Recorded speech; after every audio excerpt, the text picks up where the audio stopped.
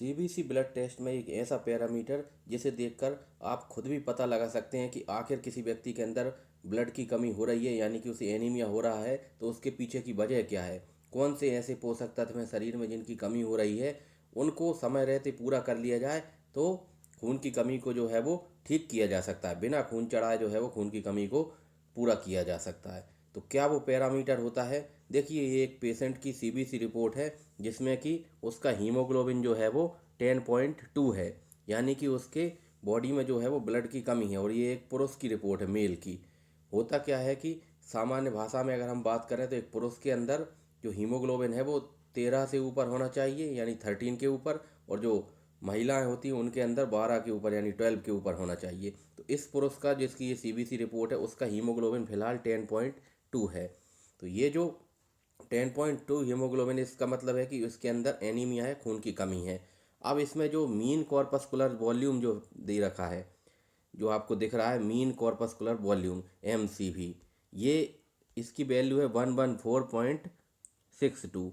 तो ये जो मीन कॉर्पस्कुलर वॉल्यूम होता है, ये दरअसल RBC का साइज जो है वो उसको बताता है। यानी कि हमारी जो रेड ब्लड सेल्स हैं, लाल रक्त कणिकाएं, उनका साइज कितना है। जब MCV की वैल्यू 80 से कम होती है तो इसका मतलब होता है कि RBC का साइज जो है वो छोटा है, यानी कि माइक्रोसाइटिक जो है एनीमिया है। और अगर इसका जो MCV जो है वो अगर 100 फेम्टोलीटर से ऊपर आती है तो इसका मतलब है कि उस व्यक्ति की RBC का साइज जो है वो बड़ा हुआ है, यानी कि मैक्रोसाइटिक एनीमिया है। दोनों ही स्थितियों में जो है वो खून की कमी हो जाती है। तो आइए देख लेते हैं कि कौन कौन सी ऐसी वजह हैं जिसकी वजह से कि RBC इसका साइज जो है छोटा हो जाता है, और ये जो MCV होता है, मीन कॉर्पस्कुलर वॉल्यूम, इसकी वैल्यू जो है वो कम हो जाती है। तो नॉर्मल वैल्यू अगर हम बात करें MCV की, तो वो 80 से लेके 100 के बीच में होती है। अगर ये 80 से कम आ रही है, इसका मतलब RBC इसका साइज छोटा है। और ऐसा तब होता है जब मेनली जो हमारी बॉडी होती है उसमें आयरन की कमी होती है। और अक्सर इंडिया के अंदर बहुत से लोगों में इसकी कमी देखने को मिलती है। तो जब आयरन की कमी होगी तब RBC का साइज छोटा हो जाएगा, और इस प्रकार के एनीमिया को हम माइक्रोसाइटिक हाइपोक्रोमिक एनीमिया बोलते हैं, जो कि एक बहुत बड़ा कारण है, खासतौर पे महिलाओं में खून की कमी होने का बहुत बड़ा कारण है। हालांकि इसी तरह का माइक्रोसाइटिक एनीमिया हमें थैलेसीमिया की स्थिति में भी देखने को मिलेगा।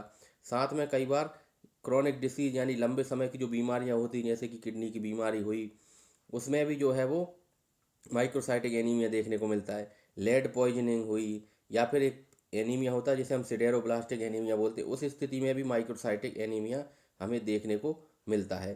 तो अगर हमें पता चल जाए कि MCV की कम है, तो हम जो है वो मेन कॉज जो है उसका पता कर सकते हैं। और ये जो मुख्य कारण होता है वो होता है आयरन की कमी। तो आयरन की जो है वो आयरन सुक्रोज के इंजेक्शन आते हैं, जिन्हें हम डॉक्टर की सलाह पे सप्ताह में 3 दिन लगवा सकते हैं। 100 mg का जो इंजेक्शन होता है, और जैसी भी ज़रूरत हो, जैसी पेशेंट की रिक्वायरमेंट हो, जैसी MCV की वैल्यू, उस हिसाब से लगवा सकते हैं। तो उससे जो है वो हीमोग्लोबिन काफ़ी तेज़ी से बढ़ जाता है, यानी कि बिना खून चढ़ाए उस व्यक्ति का हीमोग्लोबिन बढ़ जाएगा अगर हम उसको आयरन दे दें। और ये ऐसा तब जबकि माइक्रोसाइटिक एनीमिया है, MCV की वैल्यू कम है। दूसरी कंडीशन जिसमें कि जो है MCV की वैल्यू जो है वो 100 से ऊपर चली जाती है, यानी कि उस व्यक्ति की RBC का साइज जो है वो बड़ा हो जाता है। और इस तरह के एनीमिया को हम बोलते हैं मैक्रोसाइटिक एनीमिया, क्योंकि इस तरह की जो बड़े साइज की RBC होती हैं वो 120 दिन से पहले ही नष्ट हो जाती हैं, और इस वजह से उस व्यक्ति के शरीर में खून की कमी बनी रहती है। और ऐसा कब होता है, RBC का साइज कब बड़ा हो जाता है?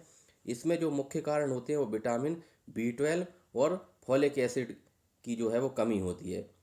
और अन्य भी कुछ कारण होते हैं, लेकिन मुख्य रूप से जो कारण होते हैं विटामिन B12 और फॉलिक एसिड डेफिशिएंसी। तो अगर हम इनको पूरा कर दें, विटामिन B12 को हम इंजेक्शन के द्वारा या टैबलेट के द्वारा दे दें, फॉलिक एसिड को टैबलेट या इंजेक्शन के द्वारा दे दें, तो उस व्यक्ति में जो है वो बिना खून चढ़ाए ही शरीर जो है वो खुद ब खुद खून बना लेगा। इसी तरह लीवर की बीमारी में भी जो है वो इस तरह का एनीमिया देखने को मिलेगा। साथ में कई बार जो है वो एब्जॉर्प्शन ठीक से नहीं होता इंटेस्टाइन के अंदर, उसमें भी देखने को। साथ में एल्कोहल का यूज करते हैं उन व्यक्तियों में भी मैक्रोसाइटिक एनीमिया देखने को मिलेगा। विटामिन B12 की कमी की वजह से भी परनीसियस एनीमिया देखने को मिलता है। हाइपोथायरॉयड, यानी कि किसी व्यक्ति की ग्रंथ, जो थायराइड ग्रंथि है, वो कम काम कर रही है, तो उस स्थिति में भी मैक्रोसाइटिक एनीमिया देखने को मिलता है। तो अगली वीडियो में आपको बताऊंगा कि विटामिन B12 और फॉलिक एसिड की कमी के लिए जो एक बहुत ही इंपॉर्टेंट एंजाइम, बहुत ही इंपॉर्टेंट एक इंजेक्शन होता है, अगर आप उसको जो है वो दे देते हैं पेशेंट को, तो बिना खून चढ़ाए जो है पेशेंट का जो है हीमोग्लोबिन बढ़ाया जा सकता है।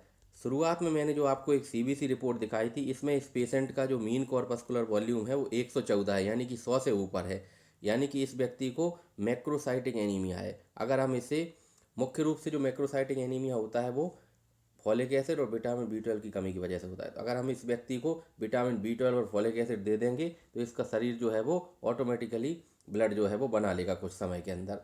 तो उम्मीद है वीडियो पसंद आया होगा। वीडियो को लाइक कर दें, चैनल को सब्सक्राइब कर लें।